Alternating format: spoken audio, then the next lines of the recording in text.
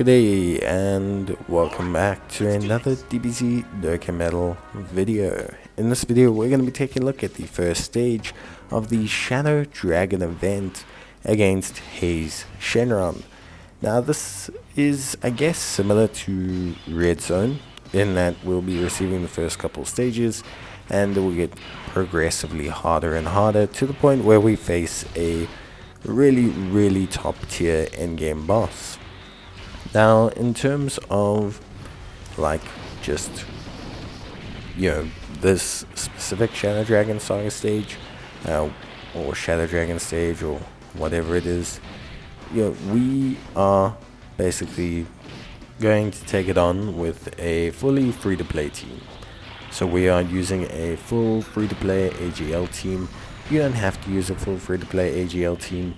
You really don't. It's not mandatory. It doesn't give you any brownie points. It's the same as no item runs. It doesn't, give you additional bonuses. It doesn't, no one's gonna come pat you on the back.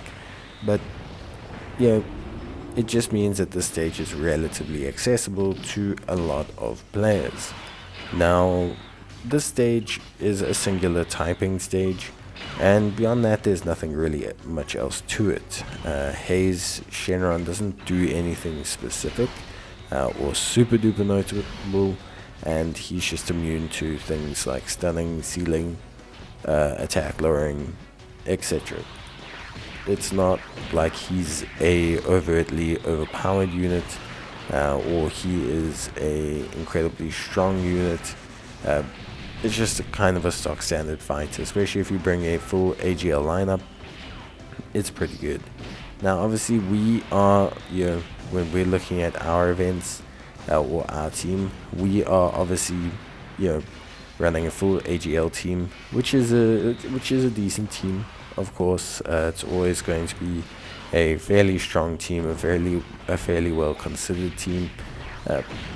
Obviously, beyond that, there's nothing else too much notable to say about our team selection, because there's no real notable tactics involved. He's immune to stunning, he's immune to sealing, attack lowering, defense lowering, so there's no real priority in terms of utility to bring. Just generally bring the best team and units that we can bring. And once we've done that, we're basically going to be sitting in a pretty decent position. Now, as the friend lead, we're using a LRSS4 Goku, obviously an incredibly useful unit who does a fantastic job, is really helpful across the board. Good leader skill for the Goku's family side, great active skill, good damage dealer as well for us, so that's going to be fairly solid, I want to say. We then have the Super Saiyan GT duo. Obviously, the Goku Jr., Vegeta Jr., very decent units again as well. Do excel, obviously, at firing off multiple super attacks, which is pretty good. And they also can do a fair chunk of damage without being, overtly, bad defensively. They're more than fine here defensively, so that's fine. We then have the AGL Great Saiyaman, a fantastic pickup. An AGL type support, which is obviously very crucial towards our performance, and just an incredibly solid unit. He improves his support, he provides the rotation depending on how many units I want to say, or how many orbs I want to say he gets for the AGL typing. So that does really help out, making things kind of fluctuate, or at least function a bit smoother on our team. We do have one unit, and that is the Strength Vegito.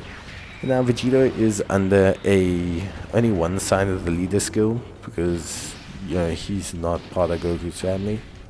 But that's not a huge problem. Mainly, we just keep him out of the way of attacks, avoid him taking huge damage, and then we basically can just tackle things from there.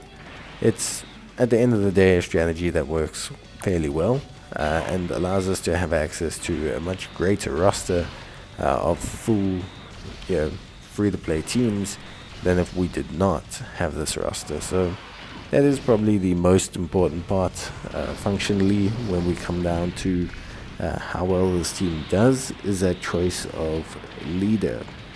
We then have the AGL Paikuhon, just a unit that's here to assist, basically a very solid unit. Obviously doesn't perform at his absolute best because he doesn't have the full conditions required, but still a very solid unit, and he does more than fine defensively. We are going to be using items. I'm using a Whis item. It's just better. I can double it up.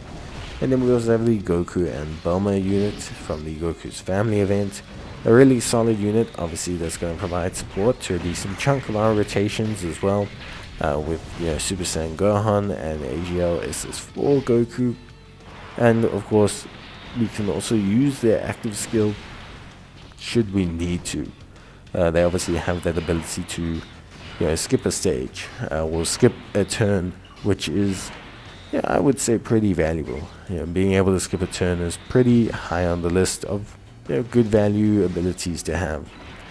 But that's basically it. There's nothing else really too untoward that needs to happen. So yeah, beyond that, everything ran pretty smoothly. Don't think there was any other issues that we had. So I think at the end of the day, everything went quite well. I think I was pretty happy with how smoothly this team ran it.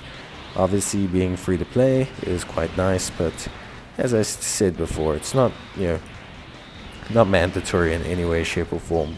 Don't feel like you have to. You really don't. So yeah, and that's gonna be it for me. Hope you guys enjoyed the video. If you did, leave a like, and yeah, as always, I'll see you guys in the next video. So until then, take care, stay safe, and yeah, if you do have any team building issues, or you want to give me a shout, you can, or you can reach me via Twitter, or just in whatever way you really want to. But honestly, this one not so bad. So that's 1 down, 2 to go, and then we'll get more with part 2. Bye.